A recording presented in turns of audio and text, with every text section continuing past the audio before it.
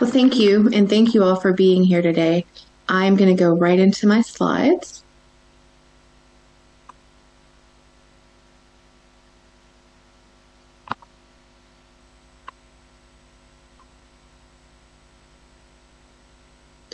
This is all of my information. So just to disclose, I really have nothing to disclose. I have no sales or professional biases. I used to be a certified clinical trauma professional, which just means I had CCTP after my name, after the LCSW on that previous slide. I was that for 2 years, and then I just chose not to renew the certifications. But the fun part is they couldn't take the knowledge away from me, so that's still there.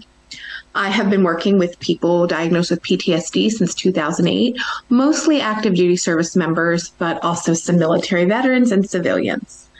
I use humor to cope. I will try to keep both the humor light and this presentation light for you. But all joking aside, if you need to leave this presentation, if you're physically at the conference, I can't see you. So you don't even have to fake a phone call. Just get up and leave.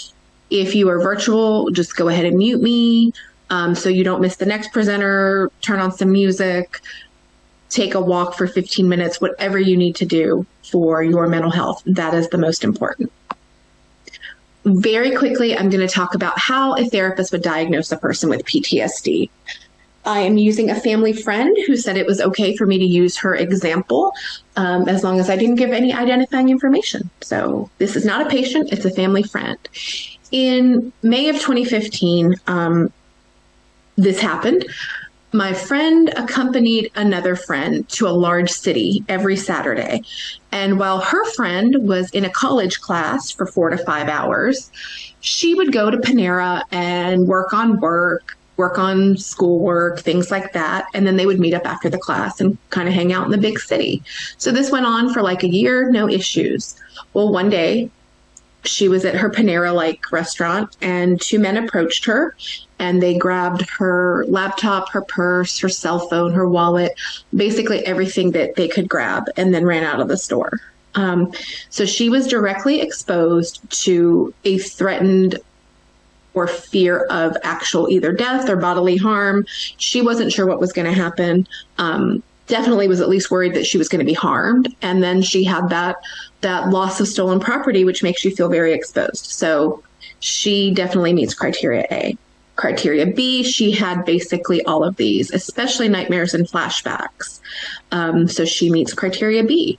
Criterion C, she avoided everything that was related to the trauma. She didn't go to Panera's anymore. She didn't go to that big city or any big city until after her therapy. And she didn't really want to talk about the trauma. So avoidance. She had isolated feelings. She was a very bright and cheerful person before this event. And you could definitely see the negative and depressed shift that it took on her. She often blamed herself. Like, how could I be so stupid?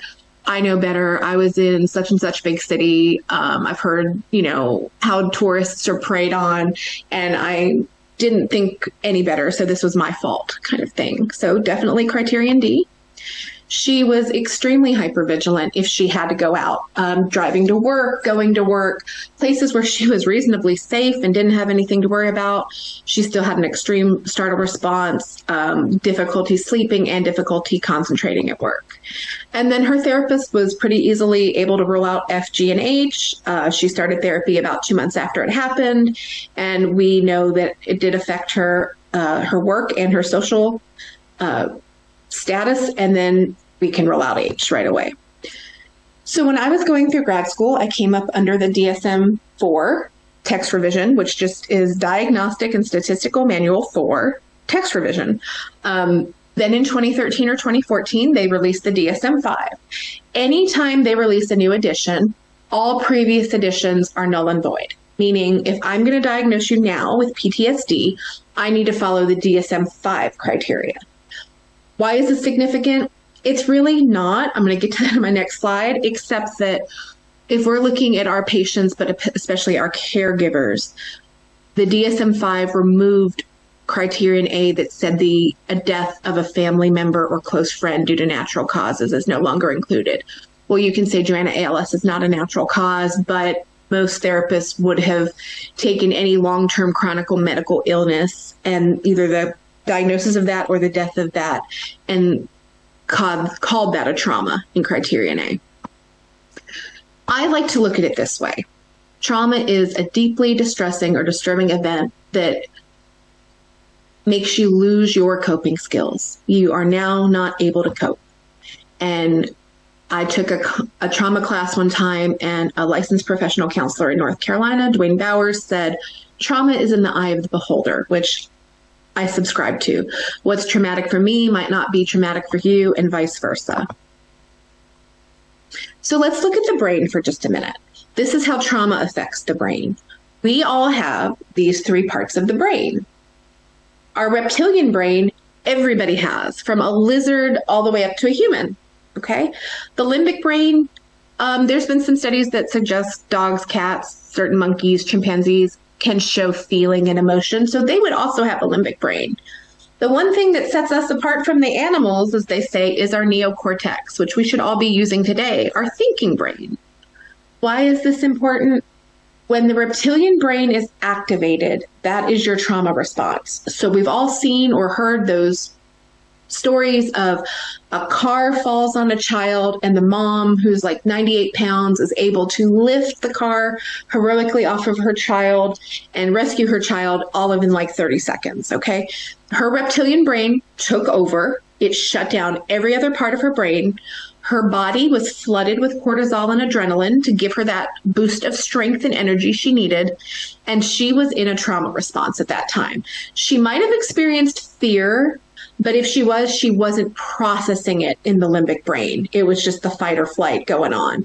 And she definitely wasn't thinking. She wasn't doing any calculation. She wasn't going, well, I'm 98 pounds and the car is 2,000. So if I use a velocity raptor, you can tell I'm not a scientist or a mathematician, right? But she's not doing calculations. She is just getting that car off of her child. So she was in reptilian brain. And you might be thinking, well, Joanna, that doesn't make a ton of sense for me because my patients aren't in trauma when they see me. We'll get there in a minute, but let's use the example of my friend. Her trauma would have happened somewhere off of this screen. It's not a button. So in May of 2015, the traumatic robbery happened to her, right? Let's say she never got therapy for it. She never processed that trauma. She would start at green. Her stress would be increased. Her cortisol production would be going like crazy. Because remember, it probably kicked in during that robbery experience. If she's not processing it, it slowly leads to red, where PTSD is formed, and she is in this constant state of stress, which takes her over to orange. She's now living with PTSD. Cortisol is flooding her body all of the time, and she is living in fight, flight, freeze, or fawn instead of rest or digest.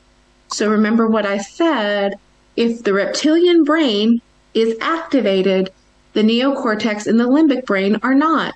So she would have problems concentrating. She would have problems remembering.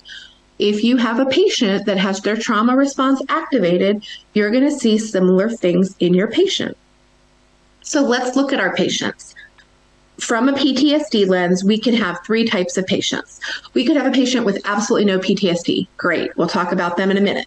We could have someone that has a PTSD issue prior to their ALS diagnosis. So let's say my friend had that burglary situation happen.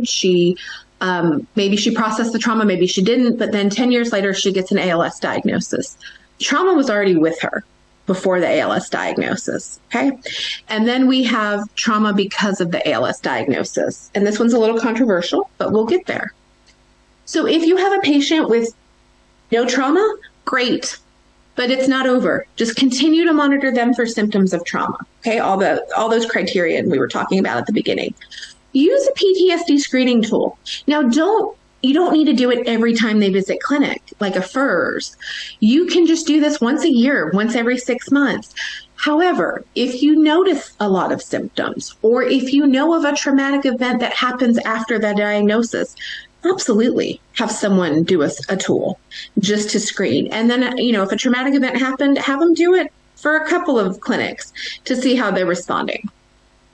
If they had the PTSD previously to their diagnosis, kind of what I said before. They might be in a trauma state and they're not going to absorb everything you're saying.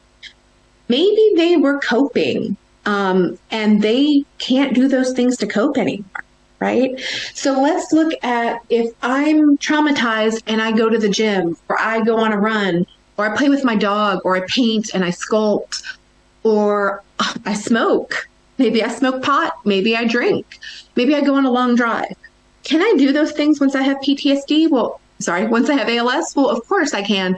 But physically, my limitations are going to change over time, which brings me to my middle point.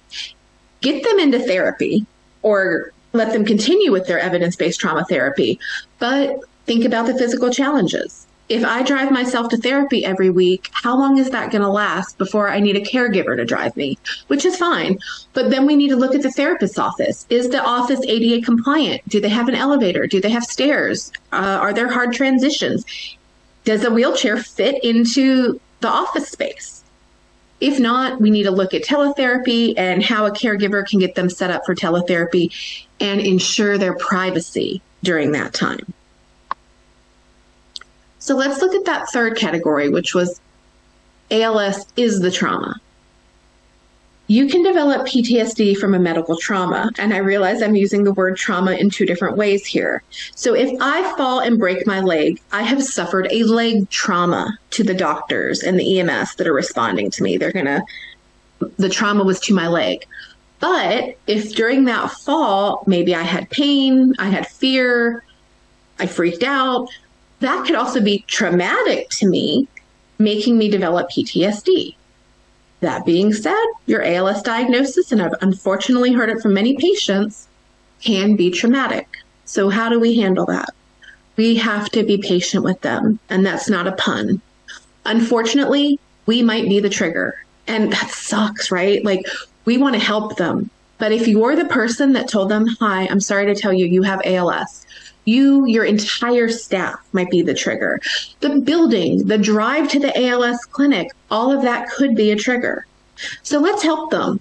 I know in the US, when COVID hit, we had to get really creative. ALS clinics were always in person before that. Well, we had to pivot. We had to do different things, right? We started telehealth. We started some in-home health visits. So what can we use now to help this traumatized person so that they will still come to their ALS clinic visits? Do they need a companion? Do they need to do it partially online and partially in person? Get creative. And the last point, I would hope none of our providers would do this, and obviously our caregivers would not do this knowingly, but acknowledge their fears. I can see how this would be so frustrating to a caregiver. If your loved one was diagnosed with ALS, of course you would want them to get the best treatment they could, and you would want them to go to their ALS clinic. But if they are struggling with trauma from that ALS clinic, they're going to want to avoid it, possibly. And so that can be almost like a fight. Like, well, you need to go to clinic. Well, I don't want to go to clinic. So help them cope and figure out a way to go to clinic or a way to still get treatment without shaming or belittling them. This goes right into, I promise I don't get paid every time I say evidence-based trauma treatment, but I am that passionate about it. It has to be evidence-based, okay? And there's a slew of them. They can all be done most of them can be done over telehealth. I'd say 90% can be done over telehealth. I do EMDR. I never dreamed I would be able to do that over a computer. Guess what? COVID taught me how to do it over a computer, okay? If someone is saying, hey, standing on your head for 5 minutes a day cures PTSD, that is not a trauma treatment that's evidence-based. Do the research. Have your social worker help you find some evidence-based treatments. And like I said earlier, respect that they might not be coping the way they used to cope. Help them find new ways to cope that they're in control of. And even if you're the therapist, you know this, don't make them talk about the trauma, because that's just re-traumatizing. Those are my references. This is my contact information. This is stolen straight from my email signature, part of ALS United. I am a care services coordinator. Right now, as I'm recording this in November, my phone number is only voice. But my team at North Carolina, especially my awesome bosses, Kara and Dave, are working super hard on getting us text enabled so we can text with you and text with our patients. So all I want for Christmas is text. I'll give you an update when I go live here in a minute if I have text yet, but that's okay if I don't. Just email me. Honestly, email is the fastest way, but if you need to call, please just remember that that phone number is voice only. So I'm going to stop here because I want to take your questions, and thank you again for your attendance today.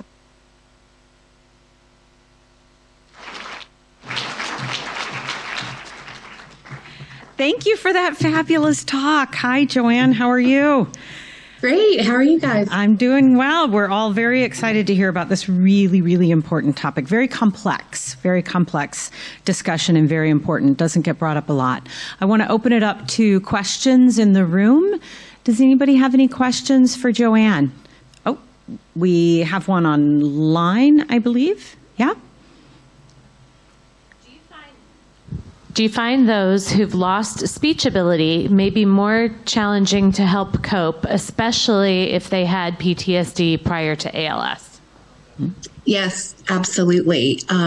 Even if they were not in evidence-based therapy, we process our trauma just daily, talking to people, even if we're not intending to do that. So when we lose the ability to speak, that can definitely impact coping mechanisms. That's something I'm passionate about and want people to understand. If as you lose your ability to speak, let's find other ways. Let's use the eye gaze. Let's get on to support groups online.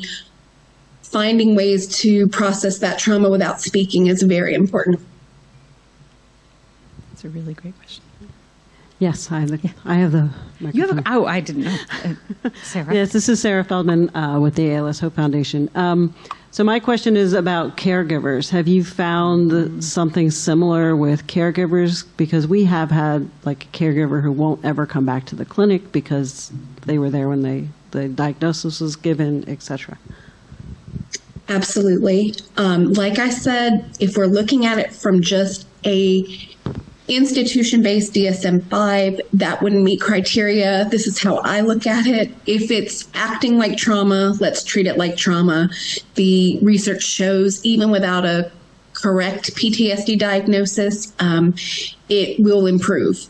So yes, we have seen both primary trauma in caregivers of patients. They want nothing to do with the clinic, nothing to do with the people. And again, that says nothing about our wonderful wonderful team members and clinics. It's all about that was a traumatizing event for that caregiver. The other thing we have to be very aware of is what they call secondary trauma or caregiver burnout, which I know I'm not sure the timeline. You're either having a presentation about that or you had a presentation about that. And that's just something I've also done lectures about. And it's imperative that we as a team, as social workers, as everybody in that multidisciplinary team, watch the caregiver, make sure they're giving support and getting support so that they don't burn out and start showing those secondary trauma symptoms. That's excellent. Any other? Oh, we've got two. I'm not sure whose hand came up first. I think Rick's did. Hello. My name is Rick, and I just wanted to say thank you for saying that EMDR can be done in a variety of ways. Both my sister and I had EMDR as part of treatment from childhood PTSD, and neither of us could do it the conventional eye movement. In both cases, the therapist had to tap alternate knees. So EMDR works multiple ways, and it doesn't surprise me that it works online. But I'm so glad to hear that said, so that other people know that is true. So thank you. Thank you. Excellent. Yes. Hi, Jen DiMartino, ALS1 in Boston. Just a quick question. This is actually really timely because I just received an email from someone whose dad has a lot of PTSD, who's just lost her mom, his wife, a couple months ago. And so I think that there's obviously a lot of PTSD both going through the disease and after. But given the global shortage of mental health professionals, what are your recommendations, if any, or anyone in the room, on how to support people who really need help and there's just nowhere to go? Thank you. We are definitely seeing that in the U.S. I know you said you're from the Chicago area. Yes. It's frustrating because we want to refer out. We want to find those readily available therapists that can do, or support groups that can do these kind of evidence-based treatments. And we're finding wait lists, or we're finding therapists that have just shuttered their practices because of stress and burnout. I think this is not something I can answer super easily because I don't have a solution for this pandemic of burnout in the mental health field, but I would say this is where we start looking at support groups, not just necessarily our ALS support groups, but our PTSD support groups, online and in person. If we can't push them into evidence-based trauma therapy due to the lack of that right now, we look and find other ways to support them. Can something be taken off their plate so they don't burn out as quickly? Can they get into another type of therapy that, while it won't necessarily treat the PTSD, it might make day-to-day living a little bit better? And I think, again, unfortunately, we're just pushed to be creative and do what we can as long as we're staying inside of our scope as treatment professionals. I think that's excellent advice. Looking beyond, sometimes beyond ALS specific, is where we can also find some really excellent resources. Thank you very much, Joanne. Thank you all. That was a wonderful presentation. Thank you.